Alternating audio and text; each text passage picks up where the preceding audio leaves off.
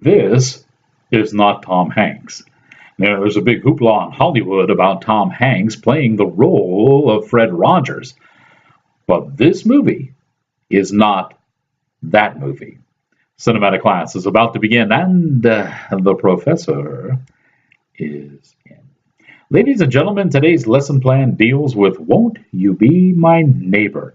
It is not the Tom Hanks anticipated portrayal of Fred Rogers, but rather a documentary. And I've got to say from the onset, the state of documentaries anymore in this country is completely lame. About 1974, journalists stopped being journalists and a flood of activists came into it. And since then, most documentaries have really been propaganda films for one cause or another.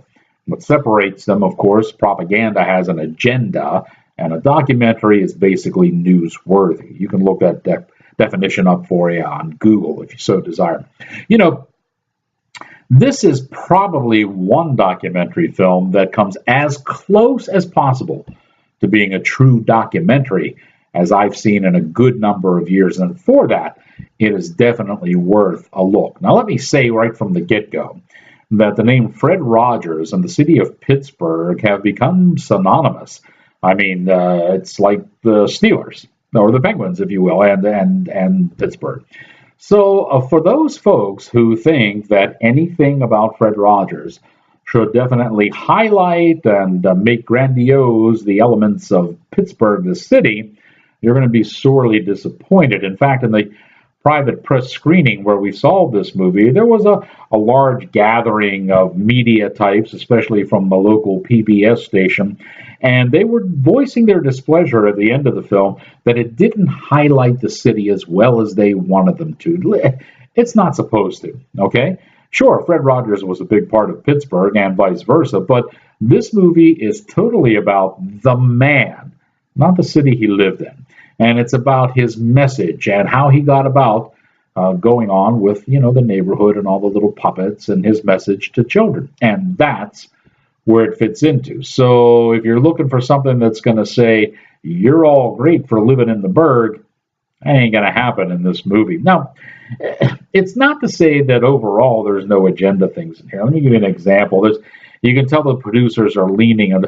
There were two big criticisms of Fred Rogers during his career. One was kind of silly and frivolous. It was, the fact that he charges of being homosexual came through, which was absolutely ludicrous. And the other charge was that his message was necessarily bad because it led to or helped develop this now entitlement generation that we are experiencing, and that is really, causing grief and headaches throughout society.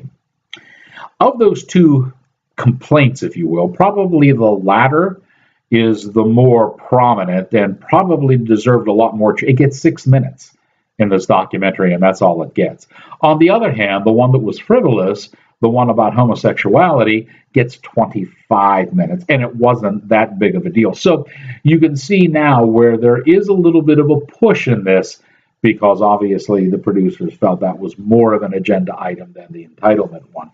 So, if you want to nitpick, there's that. But if you just want a decent story about Fred Rogers, the man behind his message, and this documentary, Won't You Be My Neighbor, will suffice for you. I have a lot more to say about it over on the blog. You can feel free to click over on outtakeswithfiore.blogspot.com and read a little bit more.